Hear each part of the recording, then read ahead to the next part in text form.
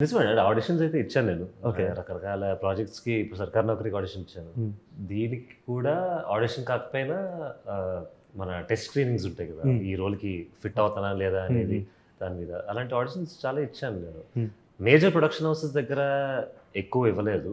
ఎందుకంటే I was not aware of అక్కడ నడుస్తున్నాయా లేదా అనేది. But most of the times it was also meeting directors personally and sowing my acting class footage కానీ ఇలా. And మీరు చెప్పినట్టు అంటే అమ్మ సపోర్ట్ అయితే ఉంది ఎప్పటి నుంచో. అండ్ అది నాకు చాలా హెల్ప్ అయింది. అదైతే ఒప్పుకోవాల్సిందే. ఐఎమ్ వెరీ గ్రేట్ఫుల్ దట్ ఆవిడ వల్ల నాకు చాలా మీటింగ్స్కి వెళ్ళే ఛాన్స్ వచ్చింది. చాలామంది పెద్ద డైరెక్టర్స్ దగ్గరికి వెళ్ళే ఛాన్స్ వచ్చింది. ఎందుకంటే ఫస్ట్ థింగ్ మనం ఎవరా అనేది తెలియడం అనేది ఒక పెద్ద టాస్క్ ఈ ఇండస్ట్రీలో. అవునవును. మనం ఎవరో మనం ఒక ఆప్షన్ ఉన్నామని showing directors and producers that I'm an option అనేది I'm very grateful for that.